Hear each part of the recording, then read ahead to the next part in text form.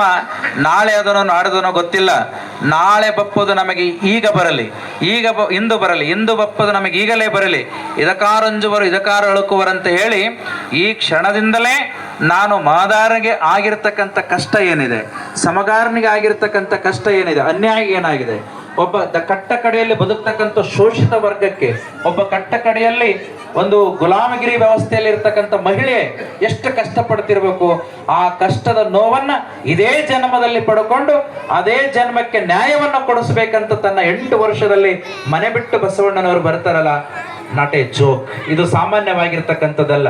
ಅಂದ್ರೆ ಕೆಳಗಲಿಂದ ಮೇಲೆ ನೀರು ಹರಿಸ್ಬೇಕಾಯ್ತು ಅಂತಂದ್ರ ಅದಕ್ಕೆಷ್ಟು ಕಷ್ಟ ಪಡ್ಬೇಕು, ಮ್ಯಾಲಿಂದಲೂ ಕೆಳಗಡೆ ಬರ್ಬೇಕಂದ್ರೂ ಸಹಿತ ಬಹಳ ಕಷ್ಟ ಪಡ್ಬೇಕಾಗ್ತದೆ.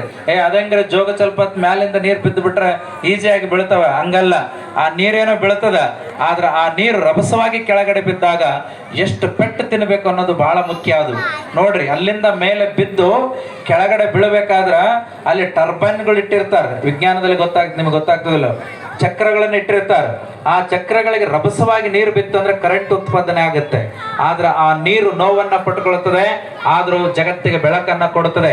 ಹಾಗೆ ಬಸವಣ್ಣನವರು ಮೇಲಿಂದ ಕೆಳಗಡೆ ಬರ್ಬೇಕಾದ್ರ ಅವರ ಹೃದಯವನ್ನ ಎಷ್ಟೊಂದು ಮಂಥನ ಮಾಡಿದ್ರು, ಅವರ ಇಡೀ ಕುಟುಂಬದ ವ್ಯವಸ್ಥೆಯನ್ನ ತ್ಯಾಗ ಮಾಡ್ಬೇಕಾದ್ರೆ ಎಷ್ಟು ಕಷ್ಟ ಆಗಿದೆ. ಇವತ್ತಿಗೂ ಬರ್ರಿ ಅಪುರೇ ಕಾರ್ಯಕ್ರಮ ಮಾಡೋಣ ಬರ್ರಿ ಅಂದ್ರೆ ಏನ್ ಮಾಡದ್ರಿ, ನಮ್ಮ ಮಕ್ಕಳು ಬಿಡಲ್ರಿ, ನಮಗೆ ಅದು ಸಮಸ್ಯೆ ಅದರಿ ನೋಡರ್ರಿ ಅಂತೇಳಿ ನೋಡಂತ ದಿನಮಾನಗಳ ಕಾಲದಲ್ಲಿ 8 ವರ್ಷದ ಬಾಲಕ ಬಸವಣ್ಣವರು ಮನೆಯನ್ನ ಬಿಟ್ಟು ಹೆಣ್ಣಿಗಾಗಿ, ಶೋಷಿತರ ಕುಲಕ್ಕಾಗಿ ತನ್ನ ಇಡೀ ಜೀವನವನ್ನ ಶ್ರೀಗಂಧದಂತೆ ತಿಳಿದು ಅವರ ಬದುಕೇ ನನ್ನ ಬದುಕು, ನನಗೆ ಆರ್ವನಂತ ಕರಿಬೇಡ್ರಿ, ನಾನು ನಿಮ್ಮ ಮನೆಯ ಮಗ ಅಂತ ಕರೆದು ಎಲ್ಲರೊಳಗೆ ಒಂದಾಗ್ತಾರಲ್ರಿ. ಇದು ಸಾಮಾನ್ಯ ಅಲ್ಲ. ಇವತ್ತು ನಾವು ಯಾರ ಮನೆಗೆ ಗುರುಗಳೇ ನೀವು ಹಿಂಗೆ ಬರೋದ್ರಿ, ಈಗ ಸರಳವಾಗಿ ಇರಬಾರ್ದ್ರಿ, ನೀವು ವೈಫೈ ಕಾರ್ನಲ್ಲಿ ಬರ್ಬೇಕ್ರಿ, ನೀವು ಹಿಂಗೆ ಗಂಭೀರವಾಗಿರ್ಬೇಕ್ರಿ. ನನಗೆ ಅದು ಯಾವುದನ್ನು ಸಹಿತ ಇಷ್ಟ ಆಗೋದಿಲ್ಲ. ಯಾಕೆ? ನಮ್ಮಪ್ಪನ ಸೂತ್ರ ಇದೆ. ನಮ್ಮಪ್ಪನ ಸೂತ್ರ ಏನ್ ಹೇಳ್ತಾರೆ? ಕಟ್ಟ ಕಡೆಯ ಮನೆಯ ಮಕ್ಕಳಾಗಿ, ಅವರ ಮನೆಯ ಮಗನಾಗಿ ದೂಷಕನವನೊಬ್ಬ ದೇಶವ ಕೊಟ್ಟರೆ ಆಸೆ ಮಾಡಿ ಆತನ ಹೊರೆಯಲ್ಲಿರಬೇಡ. ದೂಷಕನವನೊಬ್ಬ ದೇಶವ ಕೊಟ್ಟರೆ ಆಸೆ ಮಾಡಿ ಅವನ ಹೊರೆಯಲ್ಲಿರಬೇಡ. ಮಾದಾರ ಶಿವಭಕ್ತನಾದರೆ ಆತನ ತೊತ್ತಾಗಿಪ್ಪದು ಕರಲೇಸಯ್ಯ ಅಂತಾರೆ. ಅದೆಲ್ಲ ಧೈರ್ಯ ಬೇಕು. ಅಂದ್ರ ನನಗೆ ರಾಜಕಾರಣಿ ಒಬ್ಬ ಅಂತ ದೊಡ್ಡ ರಾಜಕಾರಣಿ ಇರಬಹುದು, ರಾಜನಿರಬಹುದು, ರಾಜ್ಯದ ಆಸ್ತಿಯನ್ನೇ ಕೊಟ್ಟು ಬಿಡ್ಬೋದು ನನ್ನ ಜ್ಞಾನ ವಿದ್ವತ್ತಕ್ಕೆ. ಆದ್ರೆ ಅಂತವನ ಆಗೋದಕ್ಕಿಂತ ಒಬ್ಬ ಸಾಮಾನ್ಯ ಕಟ್ಟ ಕಡೆಯಲ್ಲಿ ಬದುಕ್ತಕ್ಕಂಥ ಒಬ್ಬ ಶರಣನ ಮನೆಯ ಅಂಗಳದ ಕಸವನ್ನ ಬಳಿತಕ್ಕಂಥ ತೊತ್ತಾಗಿರ್ತೀನಿ ಅಂತಕ್ಕಂಥ ಬಸವಣ್ಣವರ ಆ ಮಾತು ಸಾಮಾನ್ಯವಾಗಿರ್ತಕ್ಕಂಥದ್ದಲ್ಲ. ಇವತ್ತಿನ ದಿನಮಾನದಲ್ಲೂ ಸಹಿತ ಬಸವಣ್ಣನವರ ಕೇವಲ ಆಫ್ಟರ್ ಆಲ್ ಮೂರ್ತಿ ಪಕ್ಕದಲ್ಲಿ ಒಂದು ಶರಣರ ಮೂರ್ತಿ ಕೂಡಿಸ್ಬೇಕಂದ್ರೂ ದೊಡ್ಡ ಕ್ರಾಂತಿ ಮಾಡ್ಬೇಕಾಗತ್ತೆ.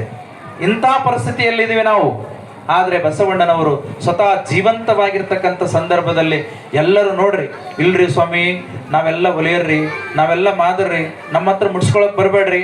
ಇಲ್ಲಪ್ಪ, ನೀವೆಲ್ಲ ಸಾಕ್ಷಾತ್ ಪರಮಾತ್ಮನ ಮಕ್ಕಳು, ನಾವೆಲ್ಲರೂ ಈ ಒಂದು ಕರ್ತಾರನ ಮಹಾಮನೆಯಲ್ಲಿ ನಾವೆಲ್ಲರೂ ಸಹೋದರ ಭಾವನೆಯಲ್ಲಿ ಎಲ್ಲರೂ ಬಂದಿರೋದು ಒಂದೇ ರೀತಿಯಿಂದ ತಾಯಿಯ ಗರ್ಭದ ಯೋನಿಯಿಂದಲೇ ಬಂದವರು. ನಮಗೂ ನಿಮಗೂ ಕೈ ಕಾಲು ಕಣ್ಣು ಕಿವಿ ಮೂಗು ಎಲ್ಲವೂ ಒಂದೇ, ಹರಿಯುವ ನೀರು ಒಂದೇ ಇದೆ, ಕುಡಿಯುವ ನೀರು ಒಂದೇ ಇದೆ, ಭೂಮಿ ಒಂದೇ ಇದೆ, ಜಲ ಒಂದಿದೆ. ಏನು ವ್ಯತ್ಯಾಸ ಇದೆಯಪ್ಪ ಅಂತ ತಿಳ್ಕೊಂಡು ಅಷ್ಟು ಪರಿಣಾಮಕಾರಿಯಾಗಿ ಅವರಿಗೆ ಹೇಳೋದಷ್ಟೇ ಅಲ್ಲದೆ ಅವರ ಒಳಗಡೆ ಒಂದಾಗಿ ನಾವು ನಿಮ್ಮ ಮಗನ ಮನೆಯ ಕುಟುಂಬದ ಸದಸ್ಯನಾಗಿರ್ತೀನಿ ಅನ್ನೋದನ್ನು ಸಾಮಾನ್ಯವಾಗಿರ್ತಕ್ಕಂಥದ್ದಲ್ಲ. ಅಂಥ ಒಂದು ಬಸವಣ್ಣನವರು ಅಷ್ಟು ಕಷ್ಟಪಟ್ಟು ಕೆಳಗಡೆ ಬಂದು ಎಲ್ಲರೊಳಗೆ ಒಂದಾಗಬೇಕಾದ್ರೆ ಅವ್ರು ಹೇಳ್ತಾರ, ಎಲ್ಲಿ ನಮಗೆ ದೇವರು, ಎಲ್ಲಿ ಗುಡಿ, ನಮ್ಮನ್ನು ಯಾರು ಬಿಟ್ಕೊಳ್ತಾರ, ನಾಯಿ ಹೊಡೆದಂಗೆ ಆಚೆ ಆಚೆ ಅಂತ ಹೊಡ್ತಾರ, ನಮ್ಗೆ ಯಾರು ಬಿಟ್ಕೊಳ್ತಾರ ಅಂತ ಹೇಳಿ ನೋಡ್ರಿ. ಎಷ್ಟು ನನಗೆ ಮುಟ್ಟದಿರು ಬಸವೇಶ ಕೆಟ್ಟ ಒಲೆಯನು ನಾನು, ಮುಟ್ಟದಿರು ಬಸವೇಶ ಕೆಟ್ಟ ಒಲೆಯ ನಾನು, ಸುಟ್ಟು ಬೂದಿಯಾಗಿ ಹೋಗಲಿ ನಿಮ್ಮ ಕಣ್ಣು ಮುಂದೆ ಅಂತ ಸಮಾಜ ಹೇಳ್ಬೇಕಾದ್ರೆ ಬಸವಣ್ಣವ್ರು ಬೇರೆ ಯಾರು ಅಂದ್ರ ಹೌದು ನಿಮ್ಮ ಕರ್ಮದ ಜನ್ಮದಲ್ಲಿ ಹುಟ್ಟಿದಿರಿ ಅಂತ ಹೇಳ್ಬೋದು. ಆದ್ರೆ ಬಸವಣ್ಣವ್ರಂತಾರ ಹಳೆಯನ್ನ ತಪ್ಪಿಕೊಂಡು ಹೇಳ್ತಾರ, ಒಲೆಯಲಲ್ಲದೆ ಲೋಕ ತಲೆಯಲ್ಲಿ ಹುಟ್ಟುವುದೇ, ಒಲೆಯಲಲ್ಲದೆ ಲೋಕ ತಲೆಯಲ್ಲಿ ಹುಟ್ಟುವುದೇ, ಘನಶರಣ ಹರಳೆಯನಿಗೆ ಮಾನದಳು ಬಿಗಿದಪ್ಪಿ ಮಾತನಾಡಿಸಿದ. ಇದು ಸಾಮಾನ್ಯ ಅಲ್ಲ. ಇಂಥ ಒಂದು ಅದ್ಭುತವಾಗಿರ್ತಕ್ಕಂಥ ಕರುಣ ಚೇತನ ಬಸವಣ್ಣನವರು ಆ ಒಂದು ವ್ಯವಸ್ಥೆಯಲ್ಲಿ ಬಂದು ಸಮಾಜವನ್ನು ಸುಧಾರಣೆ ಮಾಡ್ತಾರೆ. ಅದೇ ರೀತಿಯಾಗಿ ಬಾಬಾ ಸಾಹೇಬ್ ಅಂಬೇಡ್ಕರ್ ಅವರು ಕೆಳವರ್ಗದಲ್ಲಿ ಹುಟ್ಟಿ ಪಡಬಾರದ ಕಷ್ಟವನ್ನ ಪಟ್ಟು 14 ಮಕ್ಕಳ ಸಾಲಿನಲ್ಲಿ ತಾವು 14ನೇ ಮಗನಾಗಿ ಒಂದು 10-15 ಬೈ ಸೈಜ್ನಲ್ಲಿ 14 ಜನ ಮಕ್ಕಳಾಗಿ ಹುಟ್ಟಿ ಜೀವನವನ್ನು ಮಾಡ್ತಾ ಕೊನೆಗೆ ಶ್ರೀಮಂತ ಬದುಕು ನಮ್ಮ ಜನನು ಸಹಿತ ಆಗಬೇಕು, ಈ ಭಾರತ ನೆಲ ಇದು ಯಾರೋ ಗುಲಾಮಗಿರಿತನದಲ್ಲಿ ಇಟ್ಟುಕೊಂಡು ಅವರ ಪರಕೆರೆ ಪಾಲಾಗಬಾರ್ದು. ಭಾರತದ ನೆಲ ಜಲ ಸಂಪತ್ತು ನಾವೆಲ್ಲರೂ ಒಂದಾಗಿ ಚಂದಾಗಿ ಬಾಳಿ ಭಾರತ ಮಾತೆಯ ಸುಪುತ್ರರು ನಾವು. ಯಾವುದೇ ಜಾತಿ ಮತ ಪಂಥ ಅನ್ನೋದು ಮನುಷ್ಯ ಮಾಡ್ಕೊಂಡಿರೋದು. ಆದ್ರೆ ನಾವೆಲ್ಲರನ್ನು ಸಹಿತ ಮಾನವೀಯತೆ ದೃಷ್ಟಿಕೋನದಲ್ಲಿ ಒಂದು ಅಂತ ಹೇಳಿ ಎಲ್ಲರಿಗೂ ನ್ಯಾಯವನ್ನ ಕೊಡಿಸೋದಷ್ಟೇ ಅಲ್ಲದೆ, ಯಾವ ಬಸವಣ್ಣನವರು ಹೆಣ್ಣು ಮಕ್ಕಳಿಗಾಗಿ 8 ವರ್ಷದಲ್ಲಿ ಮನೆ ಬಿಡುತ್ತಾರೋ ಅದೇ ಹೆಣ್ಣು ಮಕ್ಕಳಿಗಾಗಿ ಅಂಬೇಡ್ಕರ್ ಅವರು ತನ್ನ ಇಡೀ ಸಚಿವ ಸ್ಥಾನವನ್ನೇ ತ್ಯಾಗ ಮಾಡ್ತಾರೆ ಅನ್ನೋದು ಕಾಕತಾಳೀಯವಾಗಿರ್ತಕ್ಕಂಥದ್ದು. ಹಾಗಾಗಿ ಇವತ್ತಿಗೂ ಹೆಣ್ಣು ಮಕ್ಕಳಿಗೆ ಸಂವಿಧಾನದಲ್ಲಿ 33% ಕೊಡ್ಲಿಕ್ಕೆ ಹಿಂದೆ ಮುಂದೆ ನೋಡೋಂಥ ದಿನಮಾನದಲ್ಲಿ ಅವತ್ತು ಹೆಣ್ಣು ಮಕ್ಕಳಿಗೆ 50% ಕೇವಲ ಹೆಣ್ಣು ಮಕ್ಕಳಿಗೆ ಮೀಸಲಾತಿ ಕೊಡೋದಲ್ಲ, ಅವರಿಗೆ ಹಕ್ಕು ಬೇಕು ಅನ್ನೋದನ್ನ ಪ್ರತಿಪಾದನೆ ಮಾಡಿ ಇವತ್ತು ಸರಿಸಮಾನವಾಗಿ ನ್ಯಾಯವನ್ನು ಒದಗಿಸಿ ಸಂವಿಧಾನದಲ್ಲಿ ಎಲ್ಲರಿಗೂ ಸಹಿತ ಒಂದು ನೌಕರಿ ಕೊಡುವಂಥದ್ದಾಗ್ಲಿ, 6 ತಿಂಗಳ ಭತ್ಯೆ ಸಿಗುವಂಥದ್ದಾಗ್ಲಿ.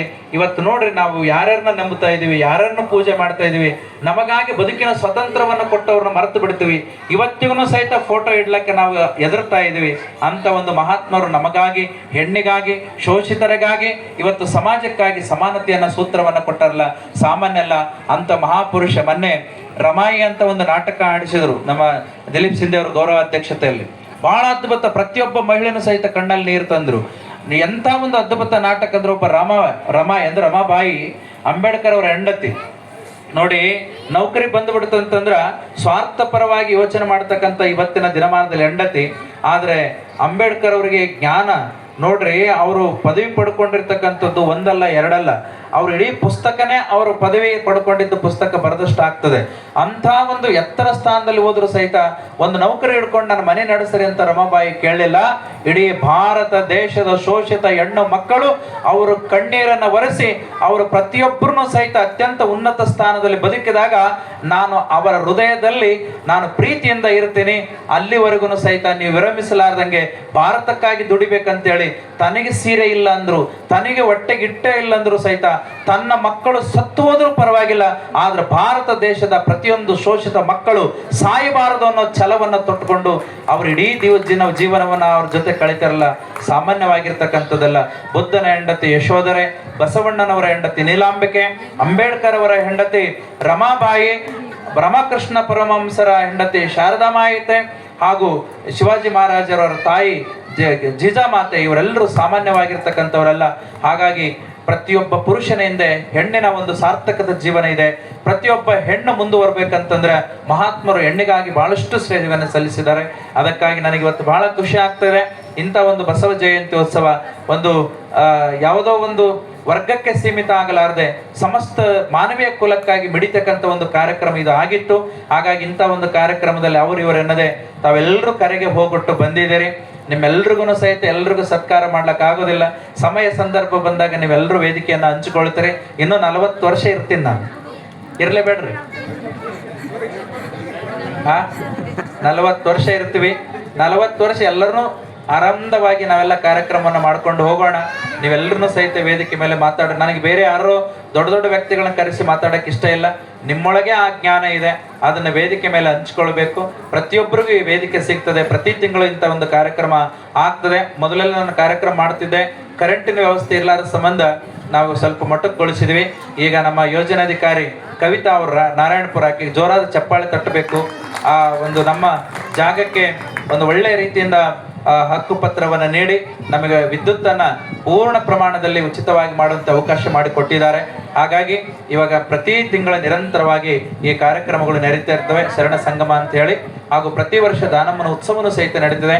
ನಮ್ಮ ನಾಗರಾಳ ಸರ್ ಬಹಳ ಚಂದ ಹೇಳಿದರು, ಇವು ಕೇವಲ ಉತ್ಸಾಹಗಳು ಸನ್ಮಾನಕ್ಕಾಗಿ ಮೀಸಲಾಗಬಾರ್ದು ಅಂತ ಹೇಳಿ.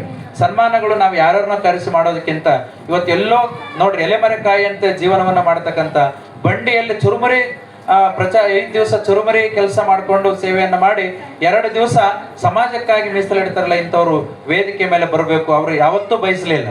ಹಾಗಾಗಿ ಅಂಥವ್ರಿಗೆ ಗೌರವಿಸೋದು. ನಮ್ಮ ಮಕ್ಕಳು ಮುಂದೆ ಒಂದು ದಿವಸ ಗೊತ್ತಿಲ್ಲ ಯಾವ ಮಕ್ಕಳು ಯಾವ ಊರಿನವರು. ಇವತ್ತೇನು ಮೋದಿ ಅವರು ಚಹಾ ಮಾರ್ತಕ್ಕಂಥವ್ರು ಇವರು ದೇಶದ ಪ್ರಧಾನಿ ಯಾರು ಕನಸು ಕಂಡಿಲ್ಲ. ಹಾಗಾಗಿ ಇವತ್ತು ಮಕ್ಕಳು ಎಂಥ ಒಂದು ಪ್ರತಿಭೆ ಇದೆ ಗೊತ್ತಾ ಈ ಮಕ್ಕಳು. ನನಗೆ ಒಂದೊಂದ್ಸರಿ ಬಹಳ ನೋವು ಅನಿಸ್ತಾ ಇದೆ. ಕುರಿ ಕಾಯ್ಕೊಂತ ಬರ್ತಾವು, ದನ ಕಾಯ್ಕೊಂತ ಬರ್ತಾವು. ಮನೆಗೆ ತಂದೆ ತಾಯಿಗಳ ಕೈ ಜೋಡಿಸ್ತಾ ಹೇಳ್ತೀನಿ, ಇಲ್ಲಿ ಹಿಂದ ಕುಂತಾರ ಅವ್ರು, ಪಾಪ ಗುಣತಿರ್ತವ್ರು. ಮಕ್ಕಳಿಗೆ ಶಾಲೆ ರಜೆ ಬಂತಂದ್ರೆ ಶನಿವಾರ ರವಿವಾರ ಸೆದಿ ಕಳೆ ಕರ್ಕೊಂಡು ಹೋಗ್ತಾರೆ. ಇಲ್ಲಿ ಒಂದು ಮಗು 80% ತಗೊಂಡದ, ಅದು ಒಂದು ನಿಮಿಷನೂ ವೇಸ್ಟ್ ಮಾಡ್ಲಾರ್ದ ಮನೆಯೆಲ್ಲ ಕೆಲಸ ಮಾಡ್ತದ. ಅರ್ಧ ದಿವಸ ಇತ್ತು ತಾಯಿ ಜೊತೆ ಅದು ಕೆಲಸಕ್ಕೆ ಹೋಗಿ ಬಂದು ತಾಯಿಗೂ ಹೆಲ್ಪ್ ಆಗ್ತದೆ, ತಾನೂ ಜ್ಞಾನವನ್ನು ಸಂಪಾದನೆ ಮಾಡ್ಕೊಳ್ತದೆ, ಸಮಾಜದಲ್ಲಿ ಒಂದು ಸಂಪನ್ಮೂಲ ವ್ಯಕ್ತಿ ಆಗ್ತದೆ. ಇಂಥ ಒಂದು ಮಕ್ಕಳು ಮುಂದೊಂದು ದಿವಸ ಎಂಥ ಪ್ರತಿಭೆಯಿಂದ ಹೊರಗಾಗ್ತಾರೋ ಗೊತ್ತಿಲ್ಲ. ಅದಕ್ಕಾಗಿ ಅಂಥ ಒಂದು ಮಕ್ಕಳಿಗೆ ಅವಕಾಶ ಸಿಕ್ಕಾಗ ನೀವು ಎಲ್ಲೆಲ್ಲೋ ದುಡ್ಡು ಕೊಡೋದಕ್ಕಿಂತ ಇಂಥ ಮಕ್ಕಳಿಗೆ ನಾನು ಗುರುತಿಸ್ತೀನಿ ಅಂದಾಗ ನೀವು ಒಂದು 100 ರೂಪಾಯಿ ಕೊಟ್ಟರು ಪರವಾಗಿಲ್ಲ, 1000 ಕೊಟ್ಟರು ನೇರವಾಗಿ ಆ ಮಕ್ಕಳಿಗೆ ಫೀಸ್ಗೆ ಅನುಕೂಲ ಮಾಡಿಕೊಟ್ರೆ ನೀವು ಸಾಕ್ಷಾತ್ ಆ ಮಕ್ಕಳಿಗೆ ದೇವರ ಸ್ವರೂಪದಲ್ಲಿ ಆಗ್ತದೆ ಅಂತ ತಿಳ್ಕೊಂಡು ಈ ಮುಖಾಂತರ ಭಾವಿಸ್ಕೊಳ್ತೀನಿ. ಇಲ್ಲೊಬ್ಬ ಹನುಮಂತ ಬಗಲೆ ಅವರು ಬಂದ, ಅವ್ರ ಮಗಳು ಮಾಧುರಿ ಅಂತೇಳಿ, ನೀವು ಅಕ್ಕ ಮಹಾದೇವಿ ಬಗ್ಗೆ ಬಸವಣ್ಣವ್ರ ಬಗ್ಗೆ ಮಾತಾಡ್ಲಕ್ಕ ಗಂಟೆಗಟ್ಟಲೆ ಮಾತಾಡ್ತಾಳೆ, ಕೇವಲ 8ನೇ ಕ್ಲಾಸ್ ತರಗತಿ. ಈಗ ಅವಳ ಅಕ್ಕ ಒಬ್ಬ ಐಶ್ವರ್ಯ ಅಂತ ಬಂದಾಳ, ಎಷ್ಟು ಪರ್ಸೆಂಟೇಜ್ ತಗೊಂಡು ಸಾಮಾನ್ಯ ಗುಡಿಸಲದ ಮೇಲೆ ಸೋರ್ತದ, ಕೆಳಗಡೆ 6-7 ಜನ ಕುಟುಂಬ ಮಲ್ಕೊಳ್ತದ, ತಾಡ್ಪತ್ರೆ ಮೇಲೆ ಹೊಚ್ಕೊಂಡು ಮಲ್ಕೊಳ್ತಾರ. ಇಂಥ ಒಂದು ಪರಿಸ್ಥಿತಿಯಲ್ಲಿ ಕುಗ್ರಾಮದಲ್ಲಿ ಇರ್ತಕ್ಕಂಥ ಈ ಮಗು 90.7% 10ನೇ ಕ್ಲಾಸ್ದಲ್ಲಿ ತೆಗೆದು ಇವತ್ತು ತನ್ನ ಒಂದು ಪ್ರತಿಭೆಯನ್ನು ಹೊರ ಹಾಕಿದ್ದಾಳೆ. ಆಕೆಗೆ ನಾವು ಅವಳು 99.41 ಮಾದರಿ ನೀವು ನೋಡಿರ್ಬೇಕು. ಮೊನ್ನೆ ದಾನಮೋತ್ಸವದಲ್ಲಿ ಬಂದಿದ್ಲು. ಎಂಥ ಪ್ರತಿಭಾನ್ವಿತ ಮಕ್ಕಳಿಗೆ ಆಕೆ ಮಾತಾಡೋಕೆ ಕೊಟ್ಟರು ಗಂಟೆಗಟ್ಟಲೆ ಮಾತಾಡ್ತಾಳೆ, ಈಗ ಮಾತಾಡಿಸಲ್ಲಮ್ಮ, ಆಮೇಲೆ ನೋಡಾರೆ. ಅದಕ್ಕೆ ಆ ಒಂದು ಮಗುವಿಗೆ ನಾವು ಕಲ್ಯಾಣ ಮಹಾಮನೆ ವತಿಯಿಂದ ವಿದ್ಯಾಭ್ಯಾಸಕ್ಕೆ ದತ್ತು ಸ್ವೀಕಾರ ಮಾಡಿದ್ದೀವಿ. ಅವಳಿಗೆ ನನ್ನ ಗುರಿ ಇದೆ, ಡಾಕ್ಟರ್ ಆಗಬೇಕು, MD ಡಾಕ್ಟರ್ ಆಗಬೇಕು, ಒಳ್ಳೆ ಸಂಸ್ಕಾರ ಅಂತೂ ತಂದೆ ಕಲಿಸ್ಕೊಟ್ಟಿದ್ದಾರೆ. ಹಾಗಾಗಿ ನೀವು ಯಾರಾದರೂ ಸೇವೆ ಮಾಡಿದ್ರೆ ನನ್ನ ಮಟ್ಟಕ್ಕೆ ಕೊಡಬೇಡ್ರಿ. ನೀವು ಇಂಥ ಮಕ್ಕಳಿಗೆ ನೀವು ಓದ್ಲಕ್ಕೆ ಕೊಟ್ಟರೆ ಖಂಡಿತವಾಗಿ ನಮ್ಮ ಬಸವಣ್ಣನವರು ಹೇಳಿರ್ತಕ್ಕಂಥ ಚಿಂತನೆ ಘಟ್ಟವನ್ನೇ ಮಟ್ಟ ಮಾಡಬೇಕು ಅಂತಕ್ಕಂಥ ಒಂದು ಮಾತು ಅಕ್ಷರಶಃ ಪಾಲಿಸಿದಂತಾಗುತ್ತೆ.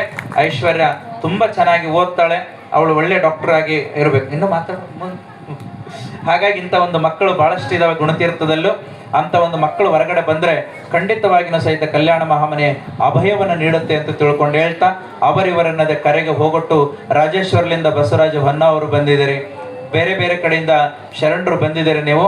ಹಾಗಾಗಿ ನಿಮ್ಮೆಲ್ಲರಿಗೂ ಆಯುಷ್ಯ, ಆರೋಗ್ಯ, ಭಾಗ್ಯ, ಸಕಲ ಸಂಪತ್ತು, ಸಂತೋಷ, ಸಂತೃಪ್ತಿ ಪ್ರಾಪ್ತಿ ಆಗಲಿ ಅಂತ ತಿಳ್ಕೊಂಡು ಹೇಳ್ತಾ, ನಮ್ಮ ವಿಜಯಲಕ್ಷ್ಮಿ ಅವರು ನಮ್ಮ ಈ ಒಂದು ಕಾರ್ಯಕ್ರಮಕ್ಕೆ ಸಾಕಷ್ಟು ಅವರು ದುಡಿತಾರೆ. ತನುಮನ ಧನ ಸಮಯ ದಾಸೋಹ ಮಾಡಿ ಭಾಳಷ್ಟು ಜನ ನಾವು ಸಂಗೀತಗಾರನ ಕರೆಸಿರಂದ್ರೆ 10,000 11,000 ಕೊಟ್ಟು ಕಳಿಸ್ತೀವಿ. ಆದರೆ ಅವರು 1 ಲಕ್ಷ ರೂಪಾಯಿ ಕಲ್ಯಾಣ ಮಹಾಮನಿಗೆ ಕೊಟ್ಟು ನಿರಂತರವಾಗಿ ಸೇವೆಯನ್ನು ಮಾಡ್ತಾ ಇದ್ದಾರೆ.